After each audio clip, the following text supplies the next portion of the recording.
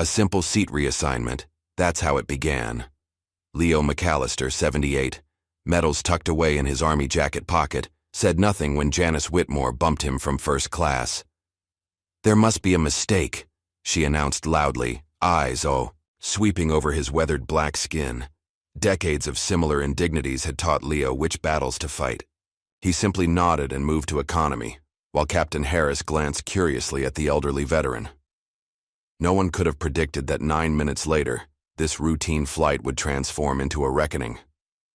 As the truth about Leo's heroism in Vietnam emerged, how he'd rescued 19 men, including the captain's brother, the aircraft became an unlikely courtroom where history's wrongs would finally face judgment. Some injustices wait years to be corrected. Some only need 9 minutes and the courage of those who refuse to look away. Just before we get back to it, I'd love to know where you're watching from today. And if you're enjoying these stories, make sure you're subscribed because tomorrow's special episode is one you definitely don't want to miss. The Hartsfield-Jackson Atlanta International Airport hummed with the chaos of Veterans Day weekend. Announcements echoed through the terminal, bouncing off glass and steel, barely audible over the symphony of rolling luggage, crying children, and hurried footsteps. Holiday travelers clutched coffee cups and boarding passes, their faces a mixture of excitement and exhaustion. Leo McAllister moved slowly through the crowd, his gait steady but unhurried. At 78, he carried himself with a quiet dignity that seemed to part the rushing masses. His army jacket, pressed and spotless, hung from broad shoulders that time had only slightly stooped. Medals clinked softly against the green fabric, polished to a shine but not ostentatious. They weren't meant to impress. They were simply part of who he was. The flight to Washington, D.C. was scheduled to depart in 40 minutes. Leo had arrived early, as was his habit, a military precision that hadn't left him in the 50 years since Vietnam. He watched a group of young soldiers in uniform pass by, their faces smooth and untroubled. One caught his eye and nodded respectfully. Leo returned the gesture with a slight smile. At gate C-23, a woman's voice cut through the ambient noise like a knife. "No, I don't care what the app says. The boarding process begins when I say it begins." Janice Whitmore stood behind the counter, her airline supervisor badge gleaming under the fluorescent lights. Her graying blonde hair was pulled back so tightly, it seemed to stretch her skin, giving her face a permanently surprised expression. She tapped manicured nails against the counter as she berated a young gate agent. "You need to check every boarding pass twice. We had 3 people in the wrong seats last flight, because you weren't paying attention." The young man nodded, his eyes downcast. "Yes, Ms. Whitmore." Janice's gaze swept over the waiting area, scrutinizing the passengers. Her eyes lingered a beat longer on a black family near the window, then darted to a Hispanic couple speaking Spanish. Her lips pursed slightly before she turned back to her computer. Leo settled into a seat near the boarding area, placing his small carry-on between his feet. He watched as a young woman struggled with an overstuffed diaper bag, a squirming toddler, and a folded stroller. The child began to wail as the mother fumbled with her belongings. Without hesitation, Leo rose and approached her. "Ma'am, would you like some help with that?" The woman looked up, relief flooding her face. "Would you? That would be amazing." Leo took the stroller and deftly unfolded it with practiced hands. "I had 3 of my own once upon a time," he said warmly. "Though that was many years ago." The woman smiled gratefully as she settled her child into the stroller. "Thank you so much, sir. Not many people would stop to help these days." "It's no trouble at all," Leo replied, helping her organize the scattered toys and pacifiers that had fallen from her bag. From behind the counter, Janice watched the interaction with narrowed eyes. Her mouth tightened into a thin line as she observed Leo helping the young mother. When the woman offered Leo a place in line ahead of her as thanks, Janice's posture stiffened. "First-class passengers may now begin boarding," Janice announced, her voice cutting through the terminal. Her eyes swept over the waiting area, cataloging faces with clinical efficiency. Leo reached into his jacket pocket and withdrew his boarding pass. He'd splurged on this trip, a first-class ticket, something he rarely did. But today was special. His old friend Marcus was being honored at Arlington, and Leo wanted to arrive without the usual aches and pains that economy seating inflicted on his aging body. He approached the gate, boarding pass in hand. Janice's eyes flicked from the pass to his face, then back again. A frown creased her forehead. "Sir, I think there's been a mistake," she said, her voice loud enough for nearby passengers to hear. "This can't be right." Leo looked confused. "Is something wrong with my boarding pass?" Janice took the pass from his hand, examining it with exaggerated scrutiny. "This seat is reserved. There must be an error in the system." "I purchased it 3 months ago," Leo said quietly. "Seat 2A. Janice didn't bother checking her computer. "That's not possible. That seat is reserved for our platinum members." Her eyes swept over Leo's well-worn shoes and simple carry-on. "I'm going to have to ask you to wait while I sort this out." Several passengers nearby exchanged uncomfortable glances. A businessman in a crisp suit frowned at Janice before looking away quickly. "There are plenty of seats in coach," Janice continued, her voice carrying. "You'll be more comfortable there anyway." Leo's face remained calm, though something flickered in his eyes. A dull pain, quickly masked. It wasn't a new feeling. He'd felt it at lunch counters in the 1960s, at job interviews in the 1970s, at bank loans in the 1980s. He recognized it like an old, unwelcome acquaintance. "I understand," he said simply, taking the coach boarding pass she thrust at him. "I've dealt with worse." As Leo moved to the side, a tall man in a pilot's uniform paused in the jet bridge entrance. Captain William Harris observed the exchange, his brow furrowing slightly. Something about the elderly man caught his attention, a vague familiarity he couldn't place. He watched as Leo squared his shoulders and moved toward the economy line with quiet dignity. The captain opened his mouth, as if to speak, then closed it. He had a pre-flight checklist to complete, and the interaction, while unsettling, wasn't his immediate concern. Still, as he turned to walk down the jet bridge, he glanced back once more at Leo. On the plane, Kelsey Johnson moved efficiently through the first-class cabin, hanging jackets and offering pre-flight beverages. The young flight attendant's braided hair was pulled back in a neat bun, her uniform crisp and professional despite the long day she'd already put in. As she checked the passenger manifest on her tablet, she frowned. "That's odd," she murmured, to herself. She clearly saw McAllister Leonard E. assigned to seat 2A, but the seat was now occupied by a hurried businessman who hadn't looked up from his phone since boarding. Kelsey glanced toward economy class, wondering about the discrepancy. She'd witnessed similar errors before when Janice was working the gate.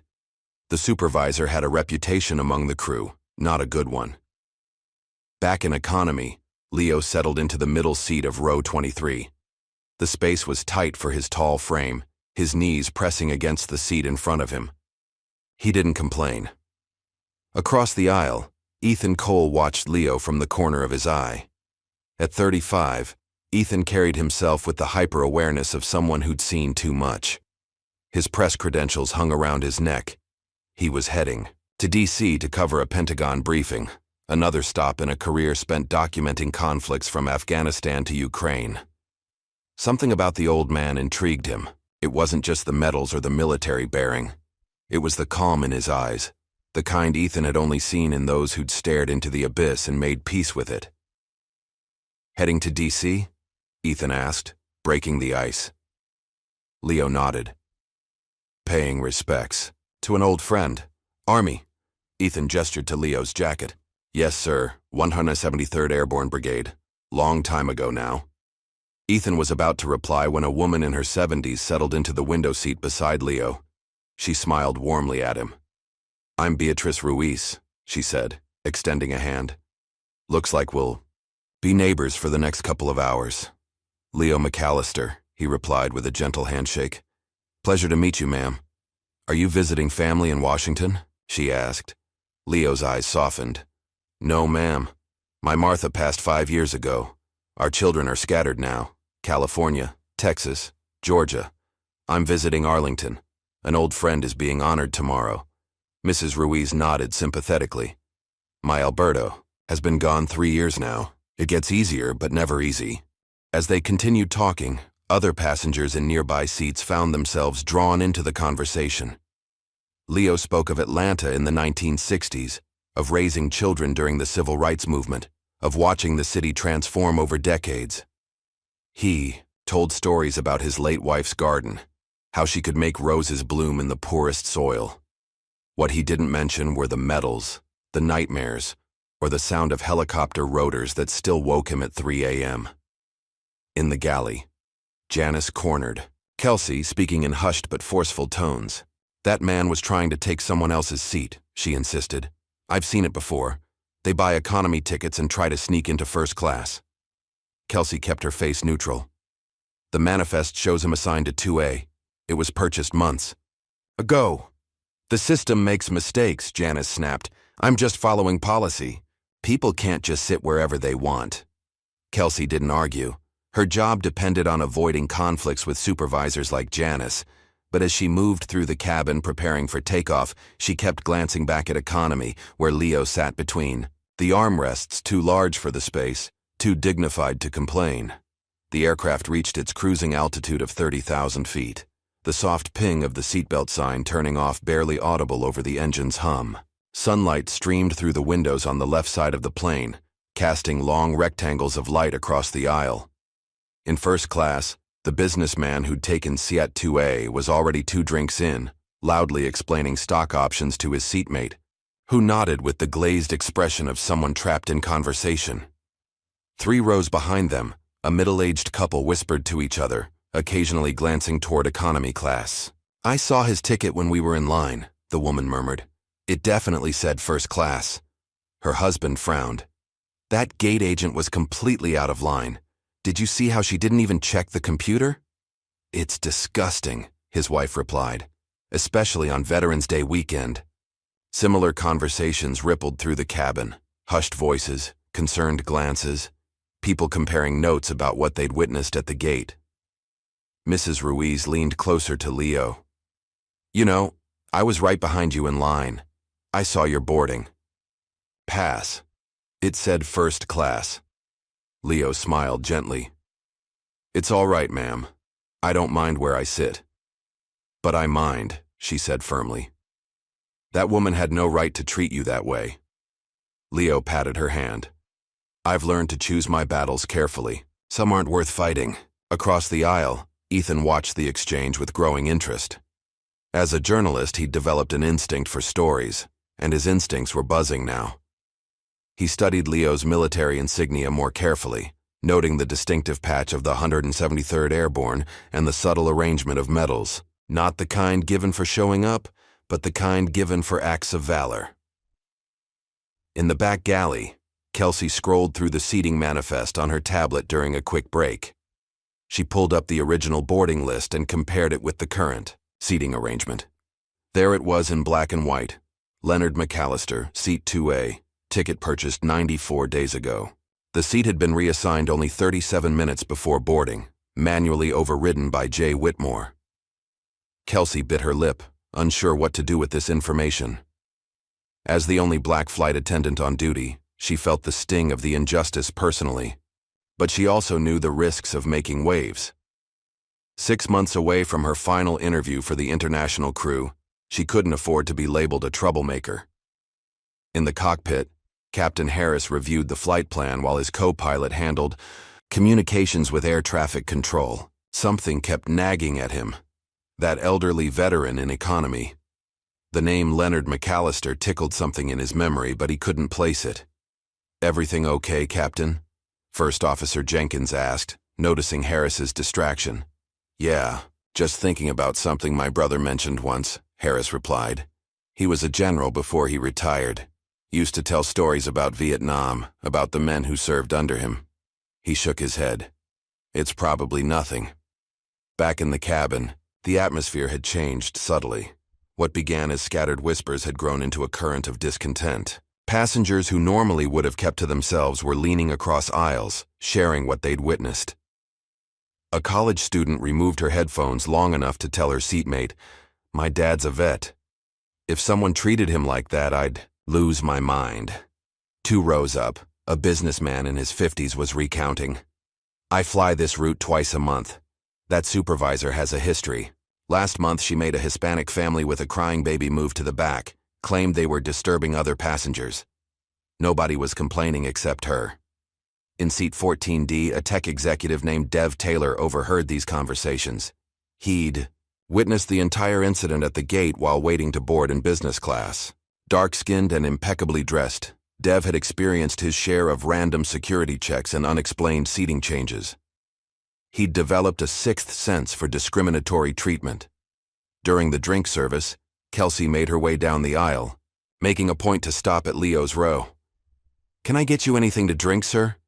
she asked warmly. "Just water would be fine, thank you," Leo replied. "Are you comfortable? I notice it's a bit tight for you in this seat." Leo smiled. "I've slept in foxholes, young lady. This is luxury by comparison." As Kelsey handed him the water, she lowered her voice. "I saw your original seating assignment, sir. What happened wasn't right." Leo's eyes met hers, a moment of understanding passing between them. Sometimes life isn't right. We do the best we can with what we're given. When Kelsey moved on, Ethan caught her attention with a raised finger. As she leaned down to take his drink order, he whispered, "Did you notice anything off about that man's seat assignment?"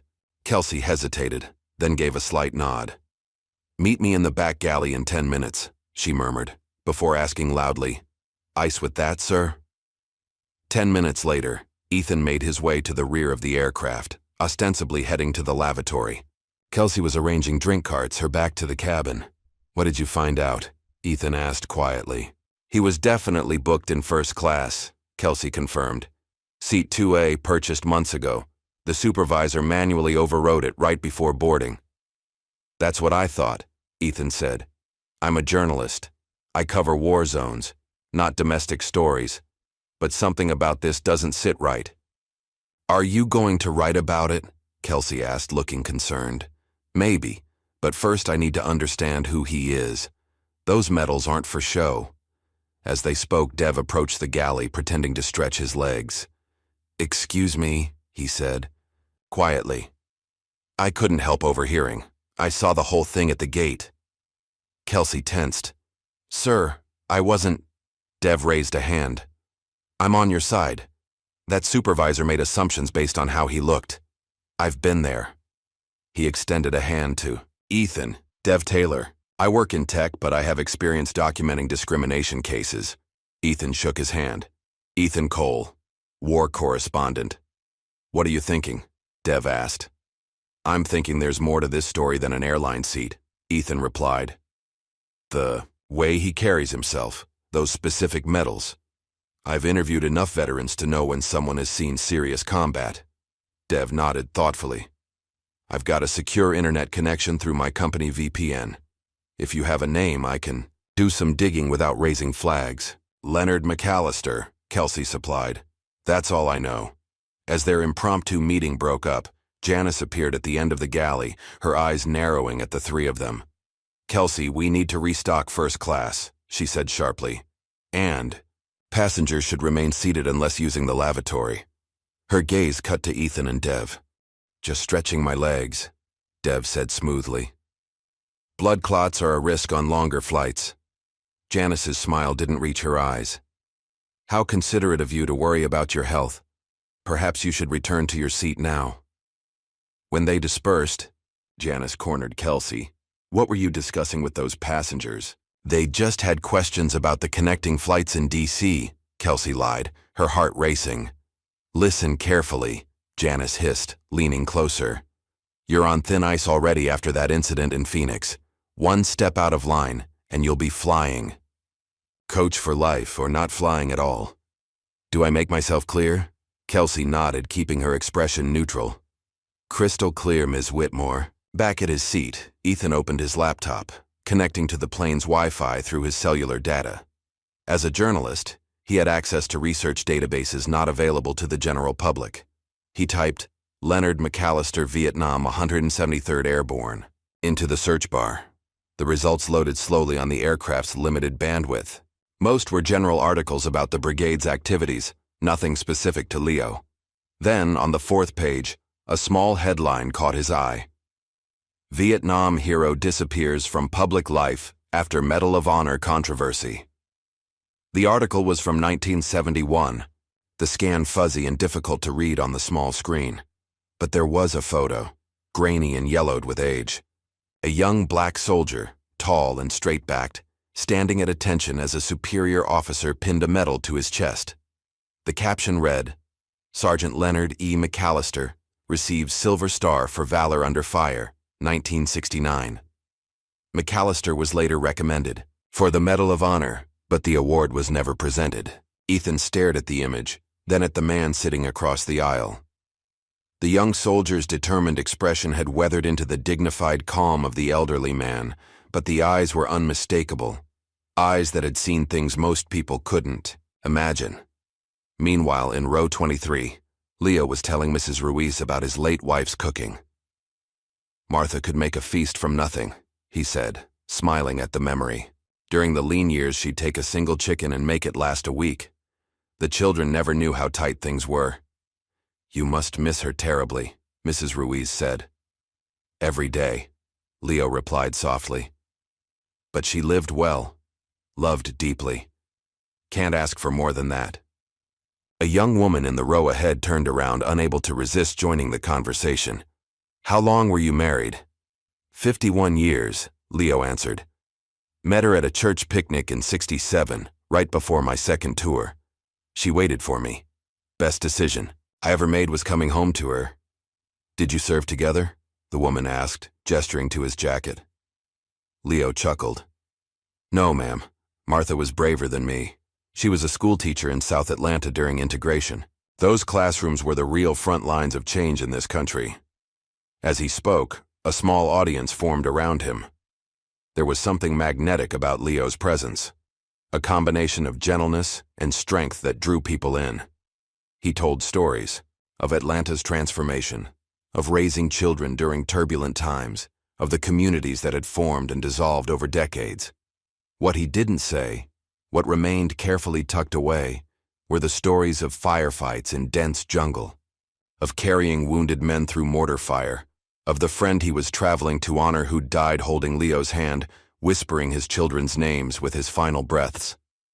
In first class, the passenger in seat 2A was becoming increasingly intoxicated, demanding attention from the flight attendants and loudly complaining about the Wi-Fi speed.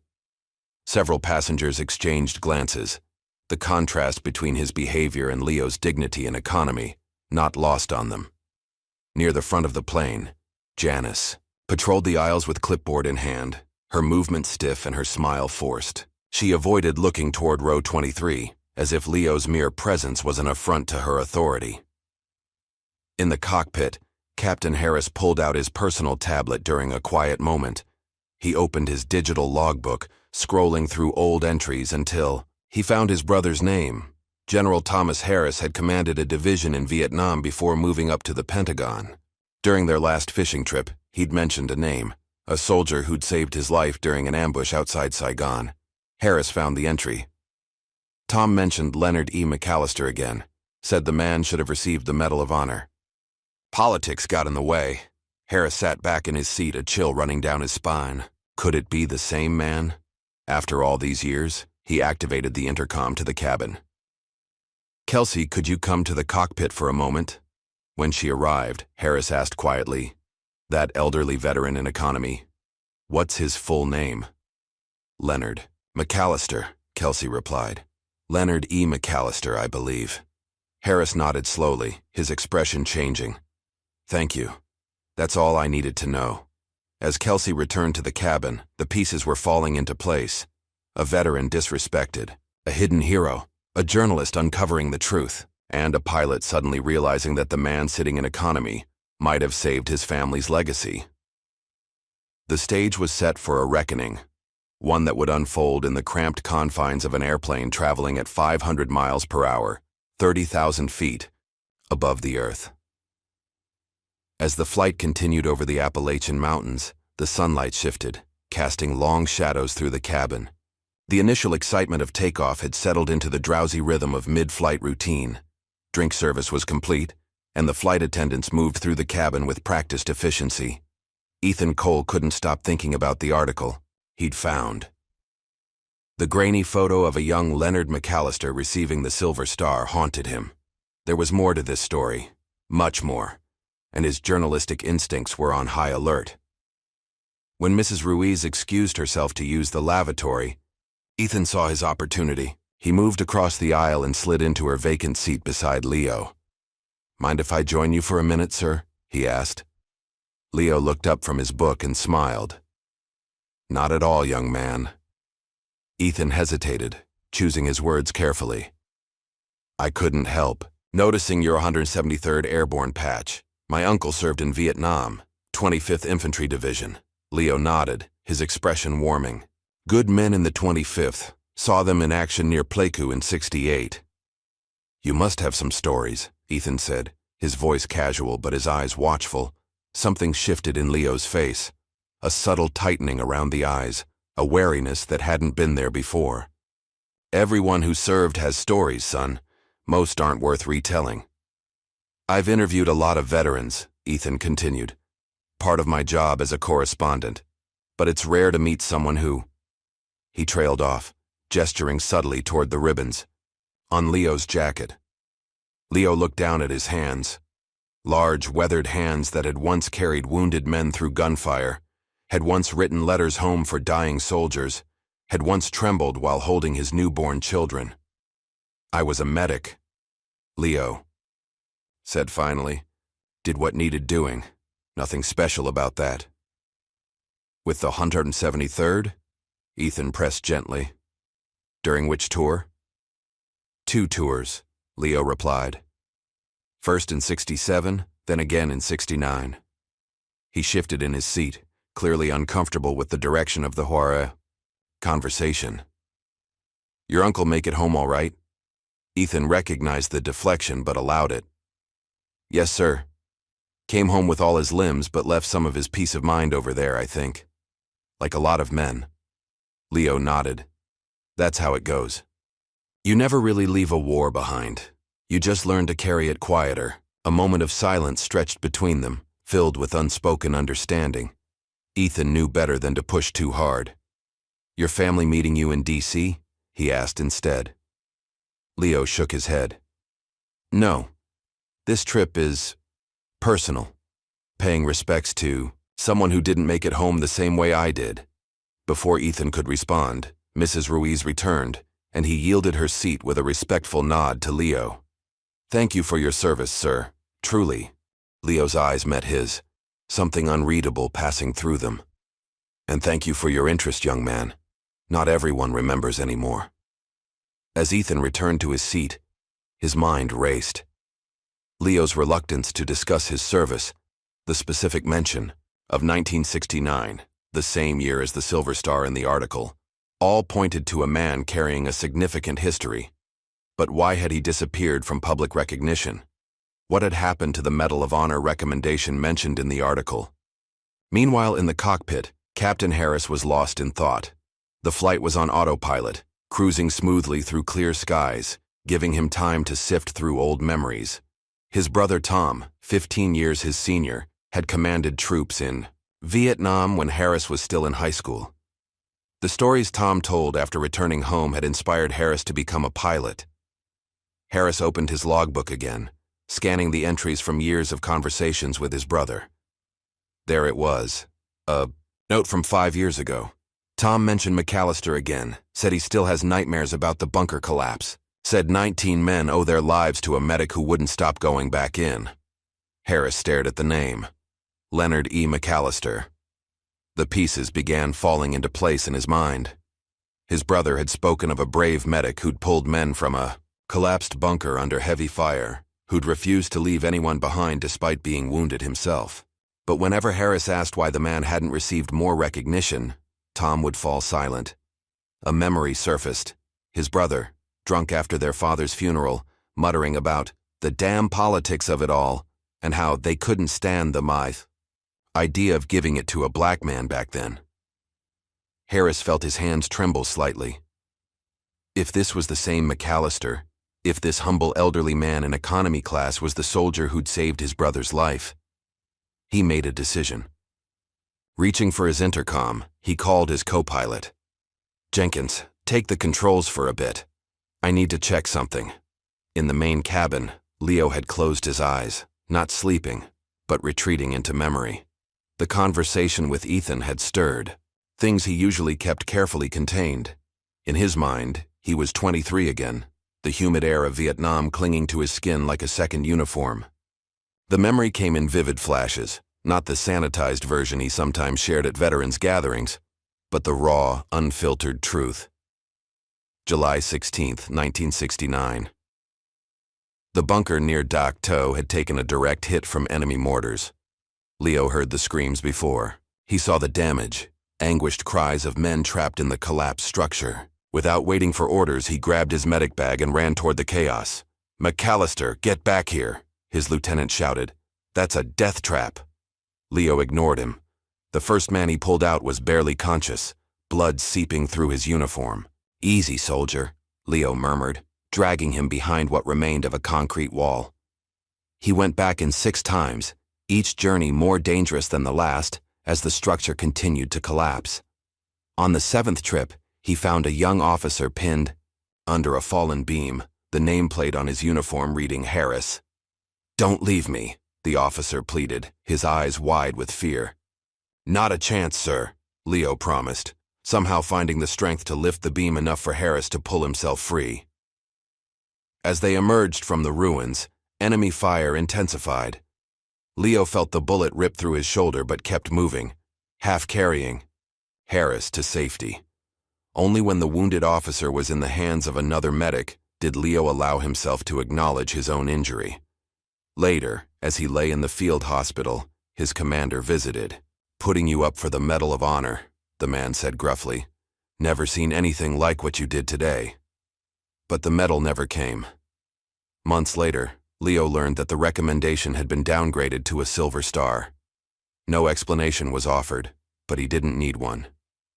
He'd seen the same story play out too many times before. Leo opened his eyes, returning to the present. Mrs. Ruiz was looking at him with concern. "Are you all right? You seemed far away just now." Leo smiled gently. "Just old memories, ma'am. Nothing to worry about."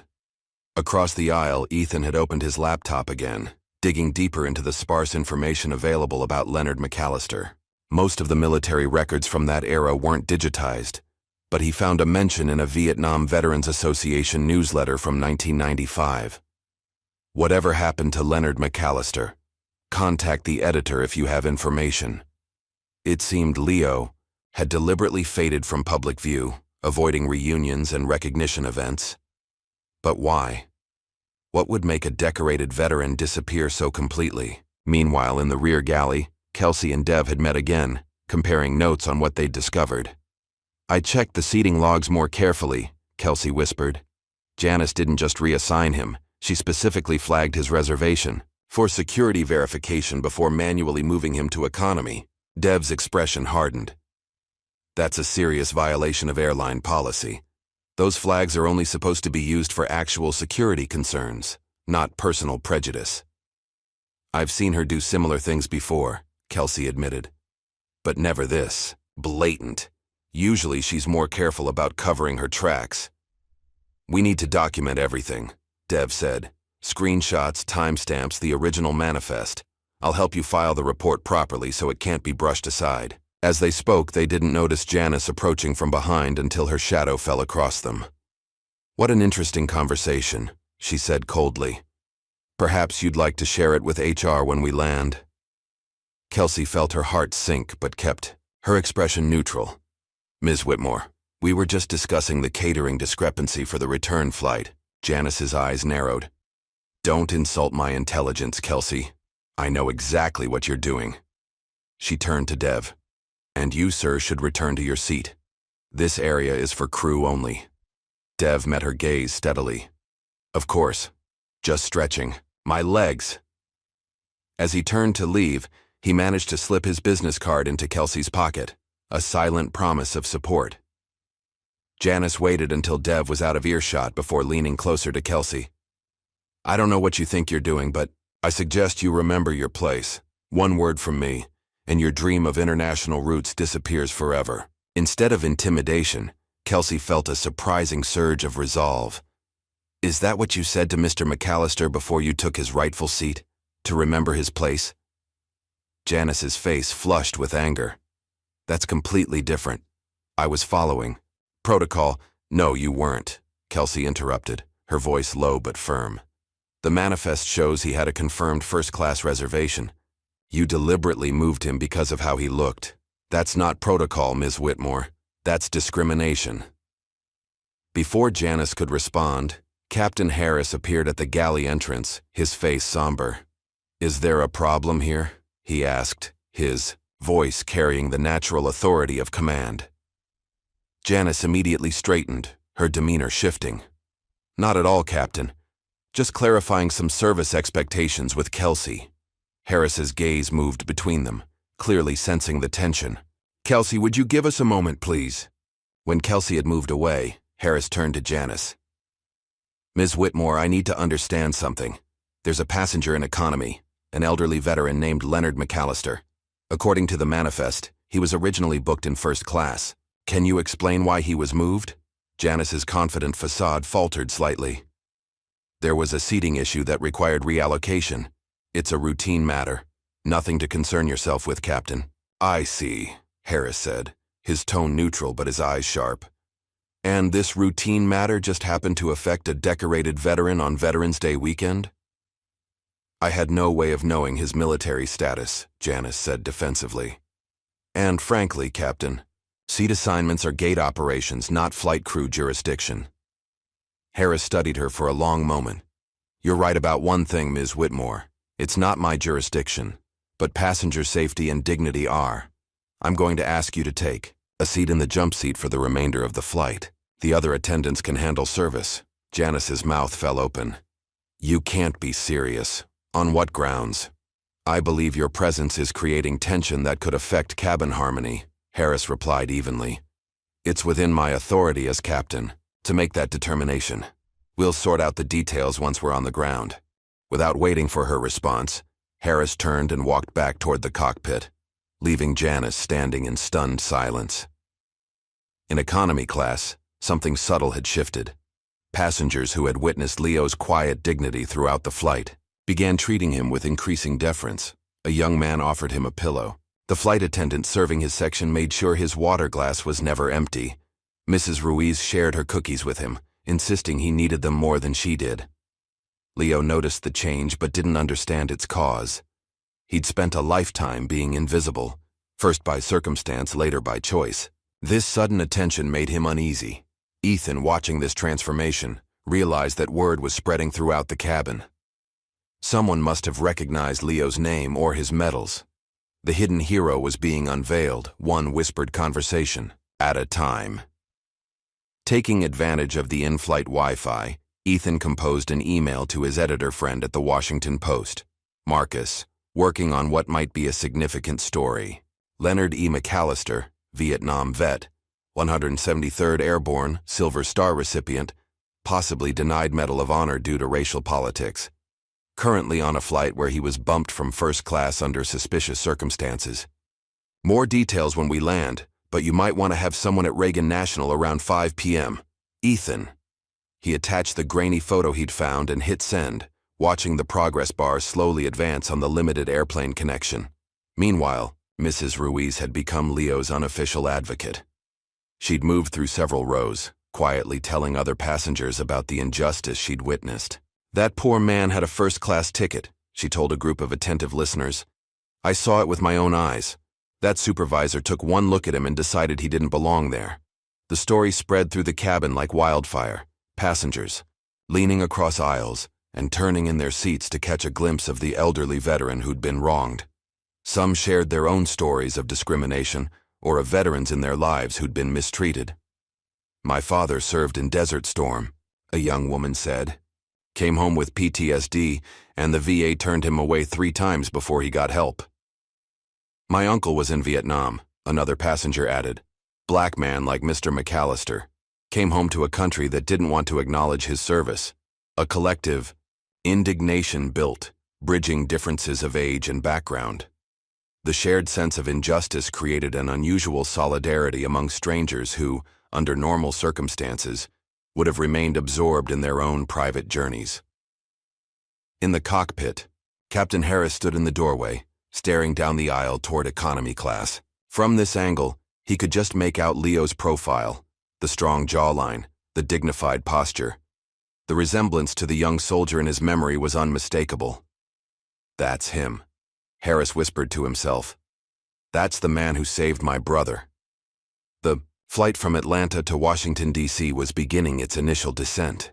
The cabin lights brightened slightly as flight attendants moved through the aisles, collecting trash and preparing for landing. Outside the windows, the late afternoon sun bathed the landscape in golden light, the Potomac River visible in the distance. In the cockpit, Captain William Harris made a decision that would change everything. He'd spent the last 30 minutes in quiet contemplation, weighing professional protocol against a deeper sense of justice.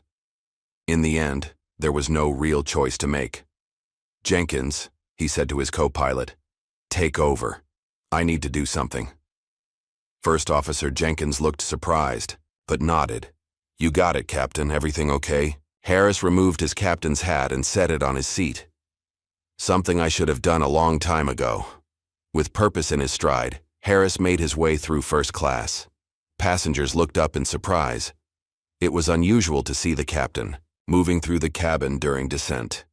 He paused briefly at the front galley, where Kelsey was securing the beverage cart. "I'm going to need the intercom," he said quietly. Kelsey handed him the phone, curiosity evident in her expression. Harris took a deep breath, pressed the button, and addressed the entire aircraft. "Ladies and gentlemen, this is Captain Harris speaking. We've begun our descent into Reagan National Airport and will be on the ground in approximately 20 minutes. But before we land, there's something important I need to share with all of you." Throughout the cabin, passengers looked up from books and screens, tuning into the unusual mid-descent announcement. "There is a man on this flight who deserves more than our thanks," Harris continued, his voice steady and clear over the intercom. "He deserves our nation's honor. 56 years ago, during one of the darkest days of the Vietnam War, this man risked his life repeatedly to save 19 soldiers trapped in a collapsed bunker under enemy fire. One of those soldiers was my brother." A hush fell over the cabin as passengers began looking around, wondering who the captain was talking about. Harris continued. "For reasons that had nothing to do with his courage and everything to do with the color of his skin, this man never received the full recognition he deserved.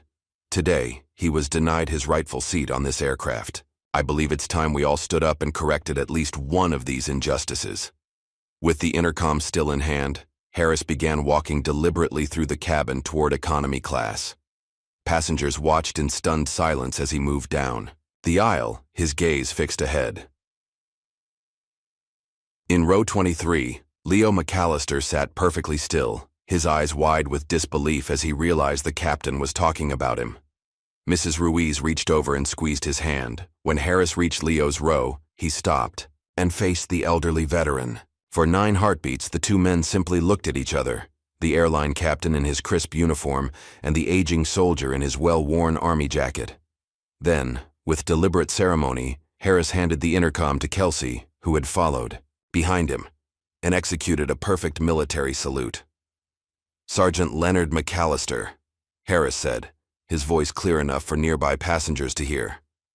"On behalf of my brother, General Thomas Harris, and the other 18 men you saved that day, thank you, sir." Leo sat frozen, overwhelmed by the sudden recognition.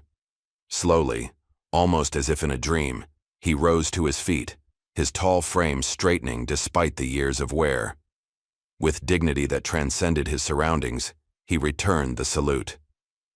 "I'm just a soldier who did his duty, Captain," Leo said, his voice thick with emotion. "Nothing more." "You're much more than that, sir," Harris replied. "You're the reason I have a family.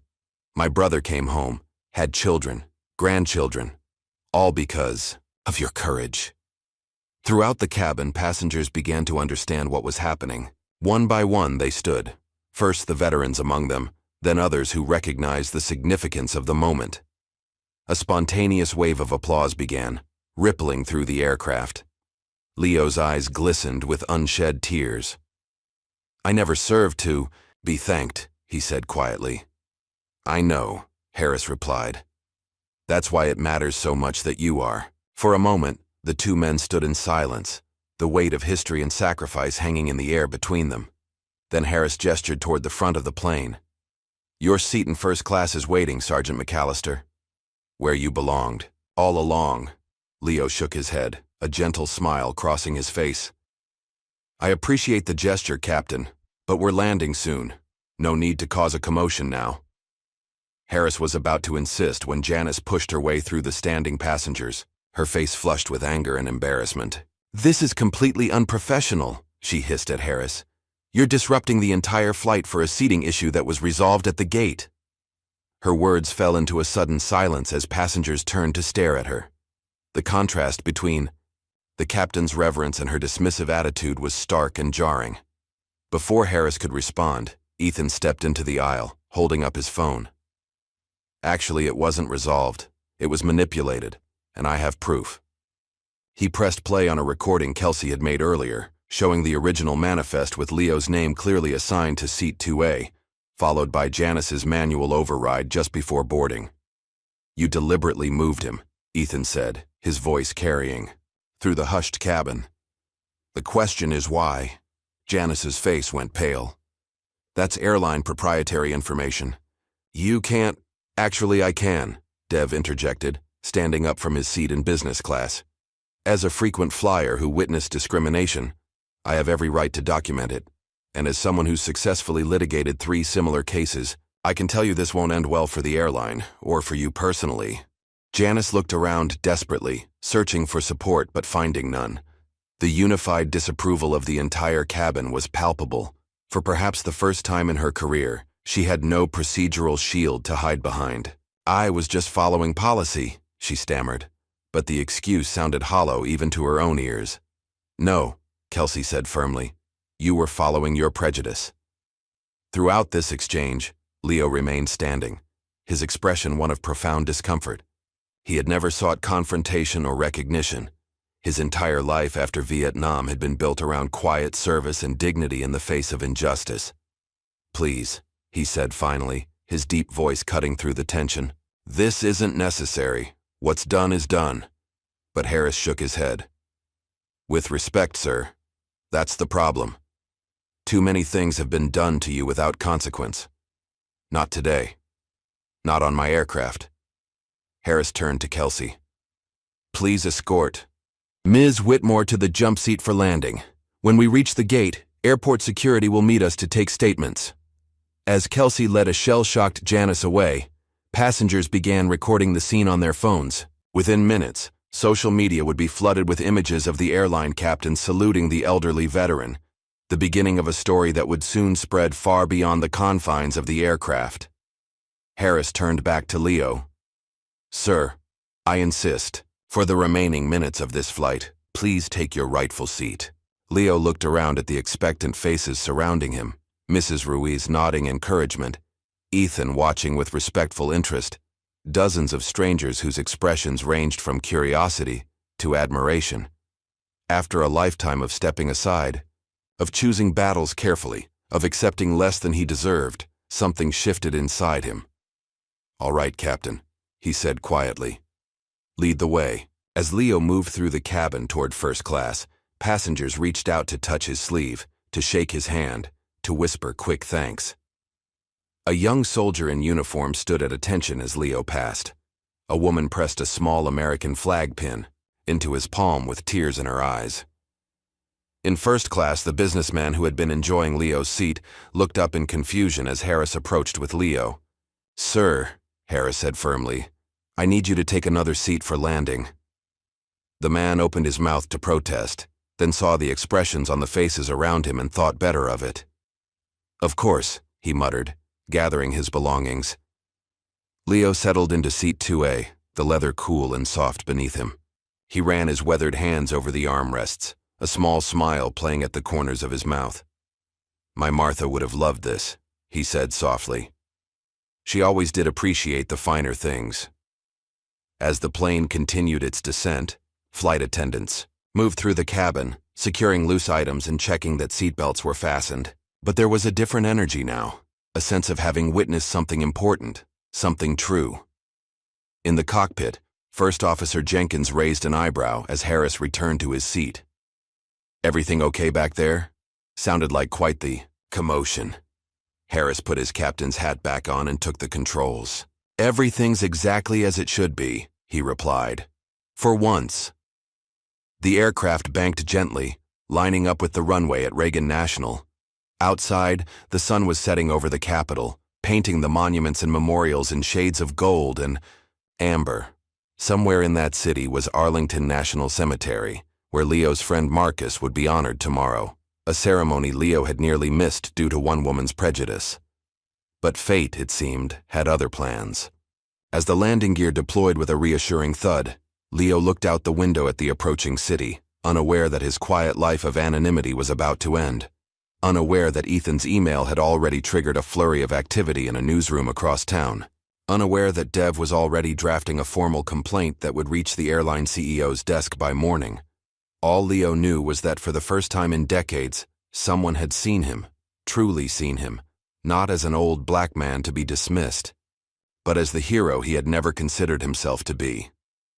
As the wheels touched down on the runway, a spontaneous round of applause broke out. Not for the landing, but for the man in seat 2A and the captain who had stood up for him. In the terminal, alerted by passengers' social media posts and Ethan's email, a small group was already gathering at the gate: airport staff, military veterans, and a reporter with a photographer. Word had spread like wildfire. A Vietnam hero was arriving, a man whose story had been buried for too long. And Janice? As for, the aircraft taxied to the gate. She sat alone in the jump seat, her career effectively over. The airline's zero-tolerance policy for discrimination would see to that. But more devastating was the knowledge that would haunt her in the quiet hours to come, that she had tried to diminish a man whose shoes she wasn't worthy to shine. The fastened seatbelt sign dinged off. As passengers prepared to deplane, Leo remained, seated, momentarily overwhelmed by all that had transpired in the last 9 minutes.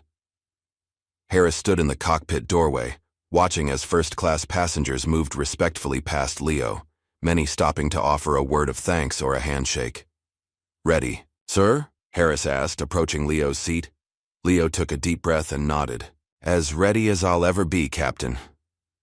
Together they walked toward the jet bridge, toward a reception neither of them had anticipated when the day began, toward a new chapter in a story 56 years in the making.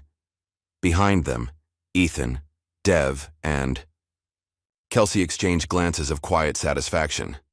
Sometimes justice arrived late, but arrive it did. The jet bridge at Reagan National Airport buzzed with unusual activity. Airport staff whispered among themselves, glancing repeatedly toward the aircraft door. A small group of veterans in VFW caps had assembled, alerted by a flurry of texts and calls. 2 local news reporters stood ready, cameras poised. As passengers began filing out of the plane, many paused to look back, creating a bottleneck in the narrow corridor. They were waiting for someone. Leo McAllister stepped through the aircraft door, blinking in the bright terminal lights. Captain Harris walked beside him, still hatless, his posture reflecting the respect he'd shown aboard the flight. Behind them came Ethan, quietly filming on his phone, and Dev, whose expression mixed satisfaction with lingering indignation. "What is all this?" Leo whispered, his eyes widening at the unexpected reception. Before Harris could respond, a middle-aged woman stepped forward from the crowd.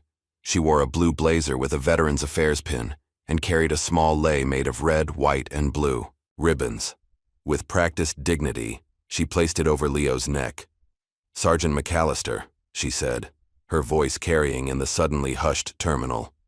"Welcome home." Leo stood frozen, overwhelmed. The simple phrase, "Welcome home," struck him with unexpected force. It was what he'd longed to hear 56 years ago, when he'd returned from Vietnam to a country that seemed determined to forget both the war and the men who'd fought it. The small crowd broke into applause. The veterans saluted. Several children waved miniature American flags. part of a school group that happened to be passing through. I don't understand, Leo said, his voice barely audible over the growing commotion. Captain Harris leaned closer. Word travels fast these days, especially when it's a story that's waited too long to be told. A reporter approached, microphone extended. Sergeant McAllister, can you tell us about what happened on today's flight? We're hearing reports that you were denied your first-class seat despite being a decorated Vietnam veteran. Leo hesitated, uncomfortable with the spotlight.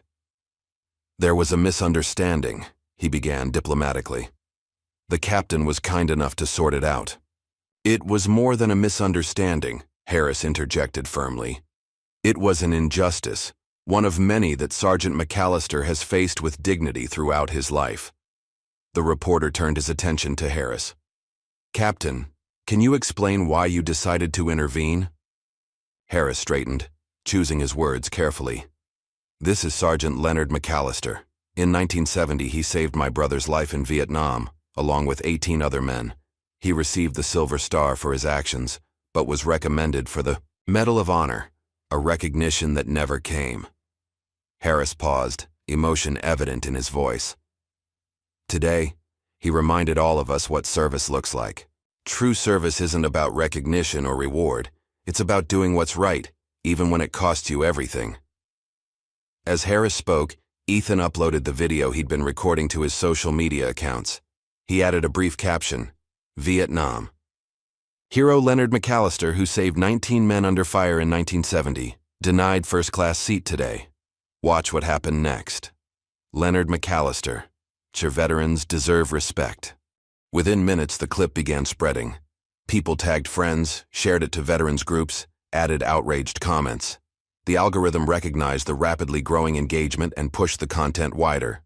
Leo, unaware of his burgeoning online fame, found himself surrounded by well-wishers in the terminal. Veterans shook his hand. A young black soldier asked for a photo with him.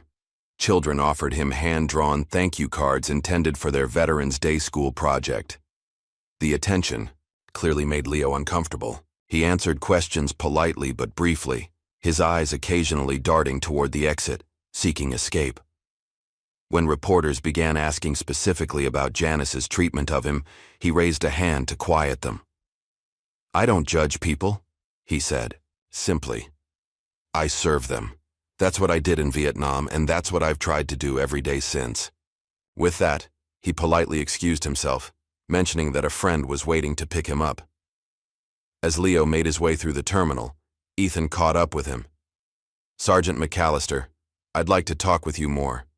Your story deserves to be told, properly. Leo studied the younger man thoughtfully.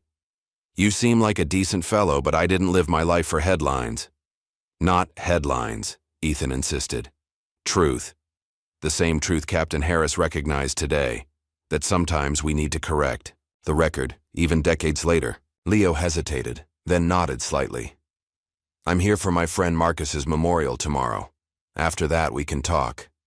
He handed Ethan a slip of paper with his phone number before continuing toward the exit. Meanwhile, in a security office deeper in the terminal, Janice Whitmore sat rigidly in an uncomfortable chair.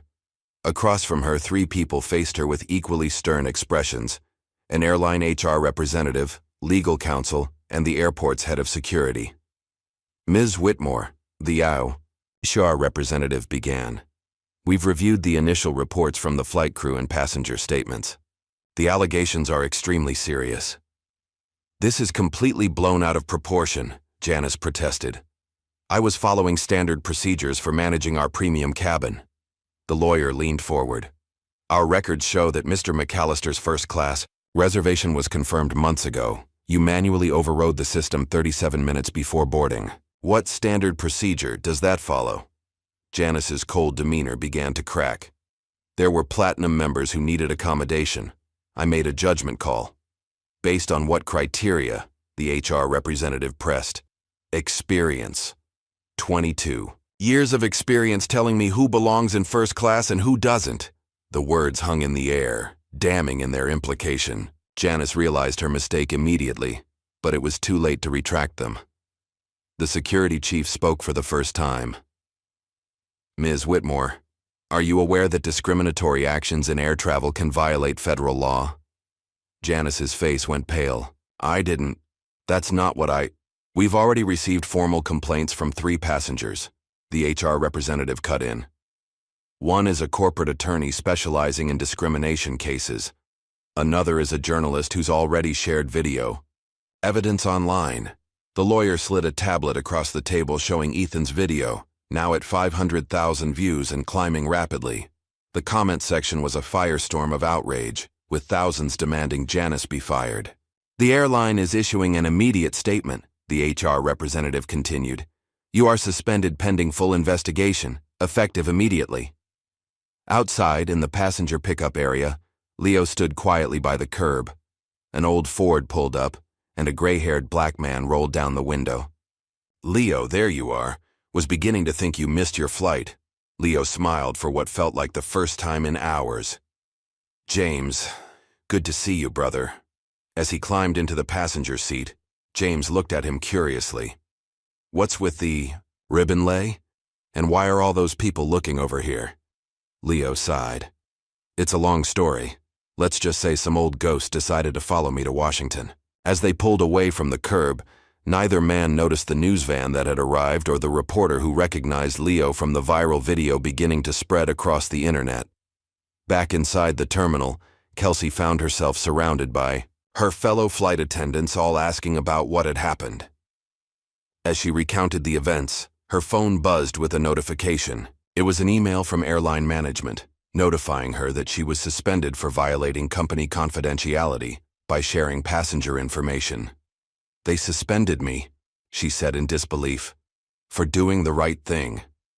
Dev, who had been speaking, with airport authorities nearby, overheard her. Don't worry, he said confidently. This won't stand. The court of public opinion has already made its ruling. He was right, by evening. But justice for Leo was trending on multiple platforms. The airline's social media accounts were flooded with angry comments. Competitors seized the opportunity, posting about their own commitments to veteran support and anti-discrimination policies. Under mounting pressure, the airline issued a bland statement just after 8 p.m. We are investigating reports of a protocol breach on Flight 1382 from Atlanta to Washington, D.C. We take all passenger concerns seriously and are committed to providing excellent service to all customers. The statement only fueled the outrage. Commentators tore it apart for its corporate speak and failure to acknowledge the specific discrimination against a decorated veteran. Boycott threats multiplied. By 10 p.m., the airline CEO had been pulled from a dinner to address the crisis. A new statement appeared. The events on today's Flight 1382 are deeply troubling and do not reflect our values. The employee in question has been suspended pending investigation. We have reached out to Sergeant McAllister to offer our profound apologies and appropriate compensation. Additionally, we are reinstating the flight attendant who bravely spoke up about this injustice. Meanwhile, in a modest hotel room near Arlington, Leo sat on the edge of the bed, watching in disbelief as his own face appeared on the evening news. The chyron beneath read, Vietnam hero faced discrimination on Veterans Day flight. He switched off the television and sat in silence, overwhelmed by the sudden invasion of privacy. His phone had been ringing constantly. Reporters, veterans, organizations, even a White House aide expressing the president's interest in his story. After decades of anonymity, of quiet service without recognition, Leo found himself thrust into a spotlight he'd never sought. Part of him wanted to get on the next flight back to Atlanta, to retreat to the safety of his modest home with its faded photographs and treasured memories of Martha. But another part, a part he'd tried to silence for too long, felt a weight, lifting. The recognition wasn't just for him, it was for all the men who'd served alongside him, for all the veterans who'd come home to a country that preferred to look away. Leo picked up his phone and called Ethan. You still want that interview? He asked quietly. I think it's time. Morning light filtered through the curtains of Leo's modest Atlanta home. It had been 2 weeks since the flight that changed everything, 2 weeks of near constant attention. He'd returned to find reporters camped outside his house, neighbors bringing casseroles as if he'd suffered a loss, and a stack of mail that Included everything from thank you cards to speaking invitations. Today was different. Today, he'd agreed to tell his full story. Ethan Cole set up a camera in Leo's living room, adjusting the lighting to capture the wall of photographs behind the old soldier. Pictures of Leo's late wife Martha dominated the display. Martha in her wedding dress, Martha with their children, Martha in her garden. Interspersed were faded photographs of young men in uniform, some smiling, some serious, all looking impossibly young. "Are you sure you want to do this?" Ethan asked, sensing Leo's nervousness. Leo nodded, settling into his worn armchair. "Not for me," he said quietly. "For them."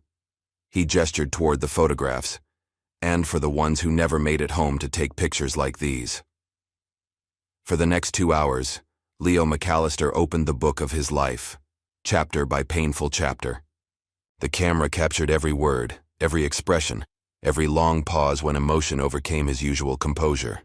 "I was drafted in 1967, he began. 21 years old, engaged to the prettiest girl in Atlanta. Martha told me to go serve with honor and come back to her. So that's what I did." His voice strengthened as he spoke of his training as a medic.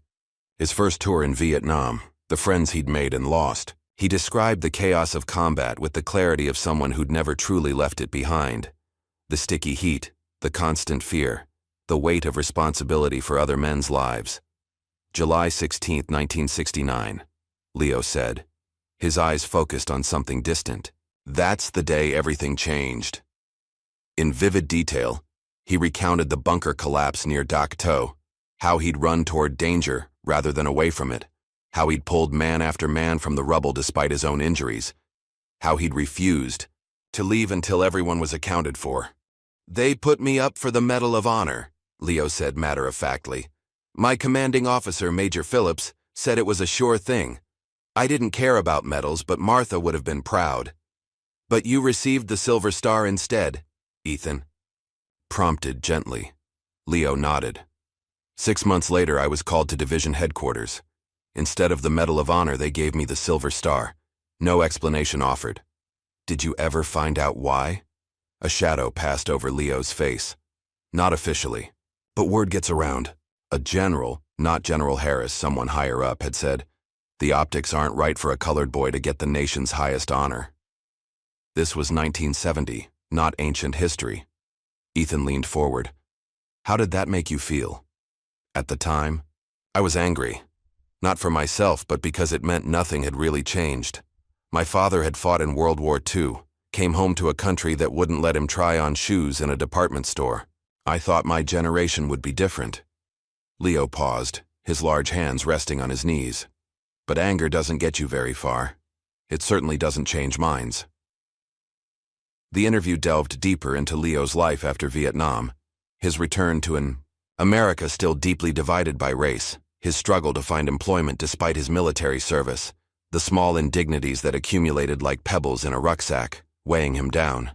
"The breaking point came in 1972, Leo said, his voice dropping to nearly a whisper. "Martha was pregnant with our second child. She developed complications, nothing life-threatening if treated promptly. We drove to the nearest hospital. They told us to go to the colored facility across town." His eyes filled with tears that he didn't try to hide. "She miscarried in the parking lot. Our son never drew a breath." Ethan sat in stunned silence, the weight of Leo's words filling the room. "After that, something in me changed," Leo continued. "I didn't want recognition. I didn't want to be anybody's hero or symbol. I just wanted to live quietly, raise our daughter, and honor Martha's memory." He described his deliberate withdrawal from public life, turning down invitations to military reunions, declining to participate in veterans events, avoiding anything that might bring attention to his service. It wasn't shame that drove him. It was a bone-deep weariness with fighting battles that never seemed to end. "All those medals and citations," Leo said, gesturing to a small box on a shelf, "they don't keep you warm at night. They don't erase the nightmares. They don't bring back the friends you lost. So I focused on what does matter: family, community, quiet service." As the interview continued, Leo revealed a life of profound impact, lived almost entirely below the radar. He'd worked as a hospital orderly, a school custodian, and finally a groundskeeper at a local park, jobs that kept him connected to his community without drawing attention. On weekends, he volunteered at homeless shelters and veteran support groups, offering a listening ear to men whose stories echoed his own. "I never stopped serving," Leo said simply. "I just stopped expecting applause for it." When Ethan asked about the flight to Washington and Janice's treatment of him, Leo's response was characteristically gracious. "That woman carries her own burdens. I don't know what they are, but I recognize the weight of them. Hatred is heavy. I've watched it break stronger people than her." As the afternoon light began to fade, casting long shadows across the living room, Ethan asked his final question. "After everything you've experienced, the war, the discrimination, the personal losses, do you have any regrets?" Leo was quiet for a long moment, his gaze drifting to Martha's photograph. "Just one," he said finally. "I regret that Martha didn't live to see how far we've come. Not as far as we should, but further than many thought possible. She believed in this country even when it gave her little reason to. She'd be proud of the changes she helped make possible, one classroom at a time." After the interview concluded and the camera was packed away, Leo and Ethan sat on the front porch, watching the sunset paint the sky in shades of orange and purple. "This story's going to make waves," Ethan said. "People need to hear it." Leo nodded slowly. "Just make sure they hear all of it, not just the parts that make them comfortable." Elsewhere in Atlanta, Kelsey Johnson opened her email to find a surprising message. The airline was offering her not just reinstatement, but a promotion to lead a new diversity and inclusion initiative within the cabin crew program. The message mentioned recognition of her courage in standing up for core values, and included a substantial signing bonus. She called Dev Taylor immediately. "They're offering me a promotion," she said in disbelief. "And they want me to help rewrite their training protocols." "Take it," Dev advised. "Change happens from the inside. Plus, the airline is desperate to salvage their reputation right now." Indeed, the airline's damage control was in full swing. After Ethan's initial video reached 5 million views and the story was picked up by major news outlets, they had shifted from corporate defensiveness to full apology mode. Their new statement acknowledged the inexcusable treatment of a decorated veteran and announced a company-wide review of practices. For Janice Whitmore, the fallout was swift and irreversible. She was terminated within 3 days of the incident, her 22 years with the airline erased by 9 minutes of revealed prejudice. Her name became a cautionary tale in corporate training seminars, a shorthand for the costs of unchecked bias. In a desperate attempt to salvage her reputation, Janice wrote a lengthy letter to Leo. Pages of explanation and justification led eventually to a single line of genuine contrition. "You showed grace. I didn't deserve it." When Ethan asked if Leo planned to respond, the old soldier shook his head. "Some people carry shame like others carry wounds," he said quietly. "I'd rather not cut deeper." As word of Leo's story spread, invitations began pouring in, veterans organizations wanting to honor him, schools requesting speaking engagements, politicians eager to be photographed with the humble hero. Most significantly, a call came from the Pentagon. They were reviewing historical Medal of Honor recommendations that may have been improperly evaluated due to racial considerations. Leo accepted these developments with characteristic humility, agreeing to a few carefully selected appearances but declining most. He didn't want to become a celebrity or a symbol. He simply wanted his story, and the stories of those who served alongside him, to be remembered truthfully. A week after the interview, Kelsey and Dev organized a surprise tribute for Leo at a local park where he had worked as a groundskeeper before retirement. Unlike the media circus that had surrounded him since the flight, this gathering was intimate and heartfelt. Local veterans, former colleagues, neighbors, and friends coming together to honor a man who had served them without fanfare for decades, under a massive oak tree that Leo himself had planted 30 years earlier. A simple bench was dedicated with a plaque reading, "In honor of Leonard E. McAllister, soldier, healer, neighbor. His quiet strength changed lives." As Leo ran his fingers Over the engraved words, a young boy approached him shyly. "My grandpa says you're a hero," the child said, wide-eyed. Leo knelt to the boy's level despite the protest of aging knees. "Want to know a secret about heroes?" he asked gently. The boy nodded eagerly. "The real heroes are the ones who get up every morning and do what's right, even when nobody's watching. Like your grandpa, I bet. Like teachers and nurses and folks who help their neighbors." The boy considered this seriously. "But you saved people in the war." "I did," Leo acknowledged. "And I'm proud of that. But I'm just as proud of the people I've helped since then. Heroes aren't just made in war, son. They're made in how we treat each other every single day." As evening fell and the gathering dispersed, Captain William Harris approached Leo. The two men had spoken several times since the flight, each conversation deepening their unexpected bond. "My brother wants to see you," Harris said. "He's in a veteran's home in Virginia now. Not doing well, but he remembers you. Talks about you all the time since he heard the news." Leo nodded. "I'd like that. It's been too long." Harris hesitated, then asked the question that had been troubling him. "Why weren't you at his ceremony when he received his commendation?" "He asked for you, but they told him you couldn't be located." A sad smile crossed Leo's face. "I was there, William, in the back. I saw him get his medal, heard his speech. But they made it clear my presence wasn't welcome at the reception afterward. Different times." Harris absorbed this with visible pain. "I never questioned why the black soldier in his stories wasn't at the ceremony. Never even occurred to me to ask." "Don't carry that," Leo said firmly. "We all have our blind spots. The question is what we do once they're pointed out to us." As they stood together in the gathering darkness, the younger veterans began drifting toward them, drawn by an unspoken recognition of shared experience across generations. Soon Leo found himself surrounded by a circle of men and women who had served in conflicts he'd only read about. Desert Storm, Afghanistan, Iraq. They didn't ask for war stories or press him about medals.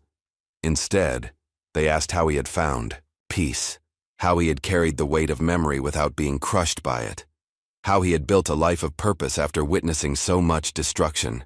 And Leo McAllister, who had spent decades avoiding such conversations, found himself becoming the mentor he had never had, sharing hard-won wisdom with those who would carry the torch forward. The hidden scars remained. They always would. But in sharing them, in bringing them into the light, they somehow became not just symbols of pain, but badges of survival, proof that even the deepest wounds could heal enough to allow for a life of meaning, service, and occasionally, when you least expected it, justice. 6 months had passed since the flight that changed Leo McAllister's life. Spring had given way to summer, and now autumn painted the trees outside his Atlanta home in brilliant shades of gold and crimson. Leo sat on his front porch, sipping tea from a chipped mug that had been Martha's favorite. Dawn light filtered through the oak trees, casting dappled shadows across the worn wooden boards. Today was important, perhaps the most important day since that fateful flight. He'd pressed his old uniform one last time, making sure every crease was perfect, every button polished to a shine. Across the street, 8-year-old Marcus Thompson watched from his front yard. When Leo caught his eye, the boy straightened his small frame and offered a solemn salute. Leo returned the gesture, a lump forming in his throat. Since Ethan's interview had aired nationally, neighborhood children had taken to saluting him. They left hand-drawn cards in his mailbox and sometimes stopped by with cookies or questions about history.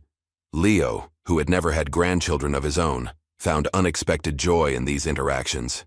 "Mr. McAllister," Marcus called out. "Are you really going to meet the president today?" Leo nodded. "That's the plan, son." "Will you tell him I said hello?"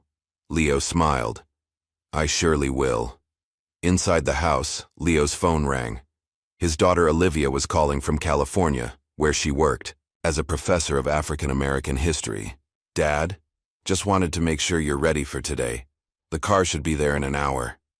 "I'm ready," Leo assured her. "Been ready my whole life, I suppose." After the call ended, Leo returned to the porch and his cooling tea. The last 6 months, had been a whirlwind he never could have anticipated. Ethan's interview had aired as a 1-hour special on a major network, drawing 30 million viewers. Celebrities, politicians, and ordinary citizens had all commented on Leo's story of quiet heroism and unrecognized sacrifice. The Pentagon had indeed reviewed Leo's case, along with those of other minority servicemen whose achievements might have been diminished by prejudice. After a thorough investigation, they'd confirmed what Leo had known for 56 years. His actions in Vietnam had met every criterion for the Medal of Honor. Now, the President of the United States was prepared to correct a historical wrong in a ceremony at the White House. A black SUV pulled up to the curb precisely on schedule. Leo carefully locked his front door and walked down the steps, his dress uniform fitting less comfortably than it once had, but still conveying the dignity of his service. The driver, a young black woman in an Air Force uniform, opened the rear door with a respectful nod. "Sergeant McAllister, it's an honor to drive you today, sir." Inside the vehicle, Leo found Captain William Harris waiting. "Couldn't let you make this journey alone," Harris said with a smile. "Hope you don't mind." "The company," Leo clasped the younger man's hand. "Wouldn't have it any other way." As they drove to the airport, Harris updated Leo on his brother's condition. "Tom's having a good day today. He'll be watching the ceremony from the veterans' home. The staff is setting up a special viewing for all the residents." Leo nodded. He'd visited General Thomas Harris twice in recent months. The older man's health was failing, but his memory of that day in Vietnam remained crystal clear. "Your brother is a good man," Leo said simply. At the airport, they were ushered through a VIP entrance, bypassing the usual security lines. As they boarded the flight to Washington, D.C., every crew member stood at attention. The captain, a woman in her 40s, saluted Leo as he stepped aboard. "First class, Sergeant McAllister," she said with a warm smile. "Where you've belonged, all along." The other passengers, recognizing Leo from the news coverage, broke into spontaneous applause as he moved down the aisle. Leo acknowledged them with a nod, still uncomfortable with the attention, but learning to accept it with grace. Once seated, Leo gazed out the window at the Atlanta skyline receding below them. So much had changed since that Veterans Day flight. Ethan's story had sparked a national conversation about how America treats its veterans, particularly those from minority communities. The airline had implemented new training protocols, with Kelsey leading workshops on recognizing and addressing implicit bias. And Janice? After her termination, she'd disappeared from public view, declining all interview requests. Then, 3 months later, she'd resurfaced in an unexpected place, volunteering at a homeless shelter that served primarily black veterans. No cameras, no social media posts, just quiet service. When a reporter finally tracked her down, she'd said only, "I'm learning. That's all I want to say." In Washington, a small motorcade awaited them at Reagan National. The autumn day was perfect, crisp and clear, with a brilliant blue sky. As they drove past the monuments and memorials, Leo thought of the friends whose names were etched in black granite on the Vietnam Veterans Memorial, men who would never grow old, never know that their sacrifice had meant something. At the White House, they were escorted through security and into a reception area where other guests had gathered. Olivia rushed forward to embrace her father, tears shining in her eyes. "Dad, I'm so proud of you," she whispered. Ethan was there too, along with Dev and Kelsey. They had formed an unlikely friendship in the months since the flight, united by their shared experience and determination to create meaningful change. They waited for the ceremony to begin. An elegant black woman in her 70s approached Leo. "Sergeant McAllister, I'm Michelle Barnes. My father was Robert Jenkins." Leo's eyes widened in recognition. "Little Bobby Jenkins? From Charlie Company?" She nodded, emotion visible on her face. "He didn't make it home, but he wrote about you in his last letter. Said you saved his buddy's life and promised to check on his family if..." She couldn't finish the sentence. "I tried," Leo said softly. "After I got back, I went to see his mother in Memphis. Brought her his personal effects that the Army had missed. She was a strong woman. Reminded me of your father." Michelle embraced him. "Thank You. All these years, I wondered about my father's final days. Knowing he had someone like you watching over him brings me peace. Similar encounters followed.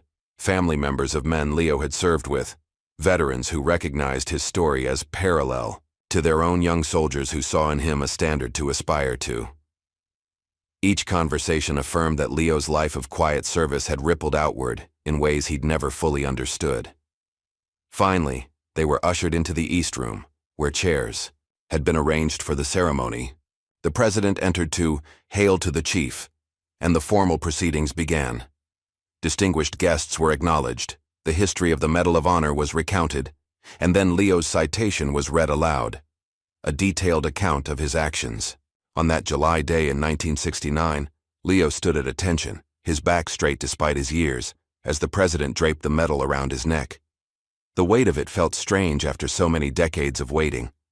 "Sergeant McAllister," the president said, his voice carrying throughout the room and to the millions watching on television, "on behalf of a grateful nation, I present you with the Medal of Honor for actions above and beyond the call of duty. Your courage under fire and unwavering commitment to your fellow soldiers represent the highest ideals of our nation." After the applause subsided, Leo was invited to speak. He hadn't prepared formal remarks, trusting instead the wisdom that had guided him through a lifetime of challenges. "I never served to be thanked," he began, his deep voice steady and clear. "I served so others could come home. Some wounds never heal, but they remind us we survived." He paused, gathering his thoughts. "This medal isn't just for me. It's for the men who didn't come home. It's for the families who waited. It's for all those who served honorably, but were denied full recognition because of prejudice." Leo looked out at the assembled guests, his gaze finding Olivia, then Harris, then Ethan. "America is at its best when it acknowledges its mistakes and tries to correct them. It's taken 56 years for this particular correction, but I'm grateful to witness it. My wife Martha always believed this day would come. She never lost faith in America's capacity to grow, to learn, to become more just. Neither have I." The ceremony concluded with a standing ovation that seemed to go on forever. As the formal proceedings gave way to a reception, Leo found himself at the center of attention once again. But now, 6 months into his unexpected fame, he handled it with more ease, understanding that his story had become important to people for reasons that transcended his personal comfort. In the weeks that followed, Leo's experience catalyzed changes that extended far beyond his own recognition. Congress opened hearings into historical racial discrimination in veteran affairs. The Department of Defense established a permanent review board to examine potentially overlooked valor. Veterans groups launched new initiatives to support minority service members transitioning to civilian life.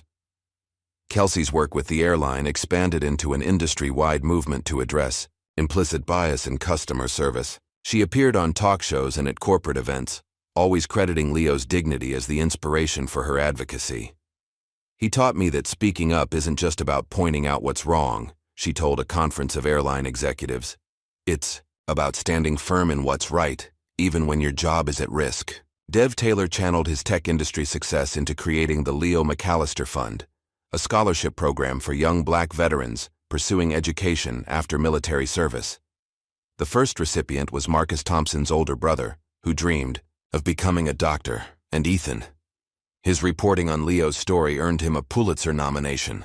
But more significantly, it shifted his career focus from documenting distant conflicts to examining the battles still being fought at home, for recognition, for equality, for the simple dignity of being seen. 1 year after the White House ceremony, Ethan published a memoir titled Seat 14C, What I Saw When the World Looked Away. The dedication read, "For Leo McAllister, and for all the silent heroes sitting in the wrong seat." 5 years passed. The seasons turned, governments changed, new headlines pushed old ones aside. But in a high school classroom in South Atlanta, Leo McAllister's story lived on.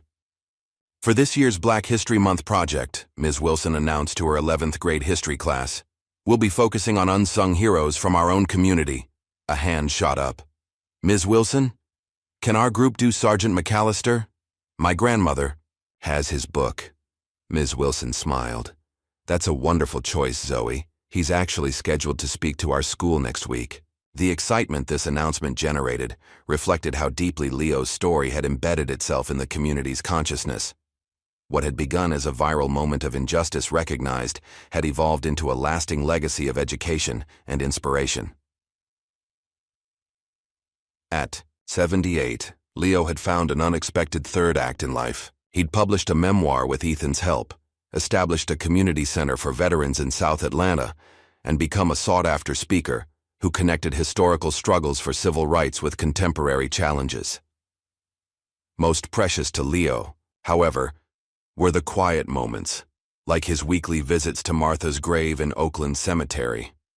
On this particular morning, the cemetery was peaceful, birds singing in the ancient oaks that stood sentinel over generations of Atlanta's departed souls. Leo knelt with difficulty beside the simple headstone and placed a single white rose against the marble. From his pocket he withdrew an envelope, a letter he'd written the night before. "Hello, my love," he said softly, running his weathered hand over Martha's name. "Thought I'd read this to you today." He opened the envelope and unfolded the pages. Within: "Dear Martha, another year has passed without you beside me, but I feel your presence every day. The children send their love. Olivia's book on Black women educators during integration has been nominated for a national award. She dedicated it to you, of course. You were right all along about speaking the truth, even when it seemed no one was listening. Your voice echoes in everything I do now.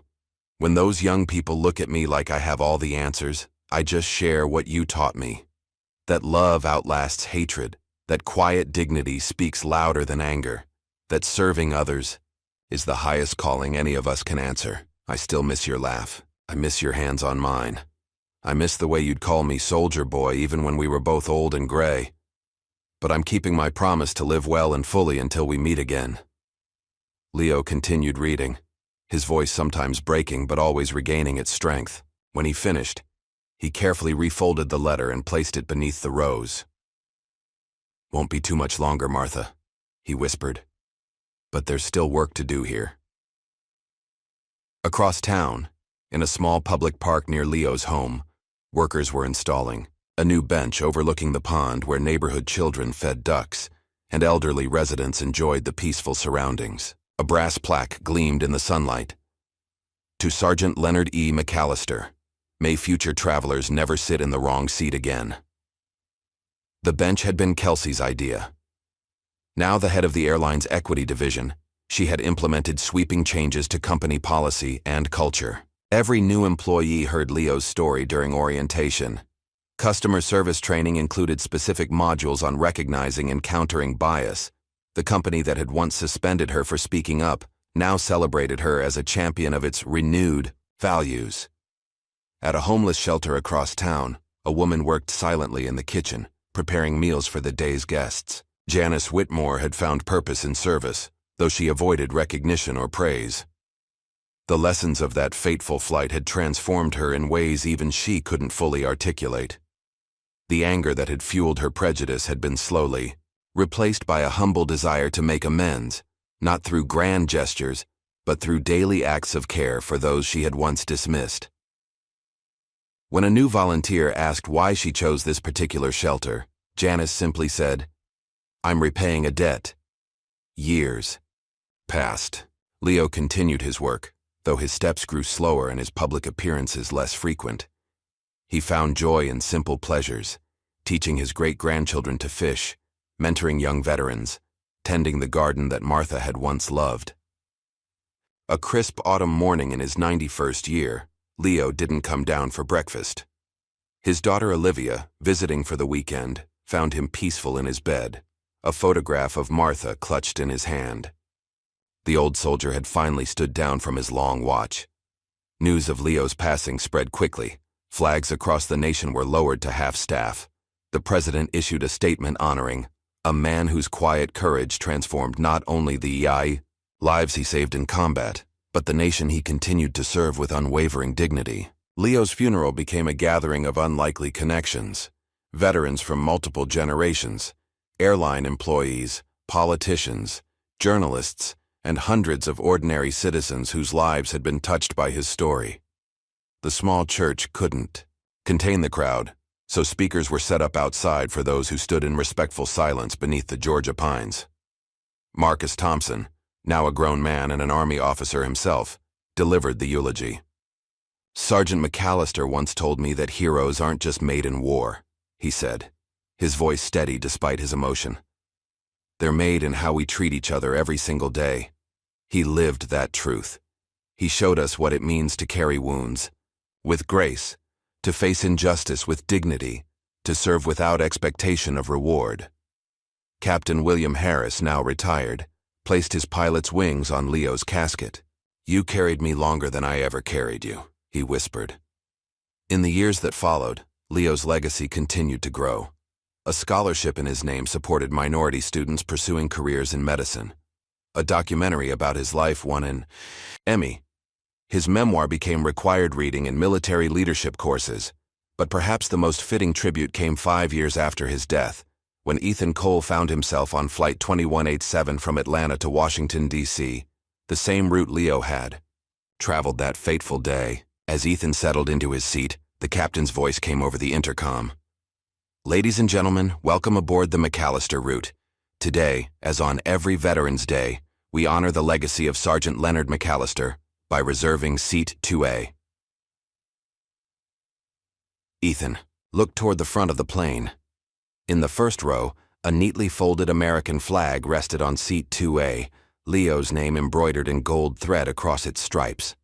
As the plane lifted into the clouds above Atlanta, Ethan thought about the unlikely chain of events that had brought them all together years ago: a prejudiced airline supervisor, a veteran with a story to tell, a captain who recognized an old debt, and ordinary people who chose to stand up rather than look away.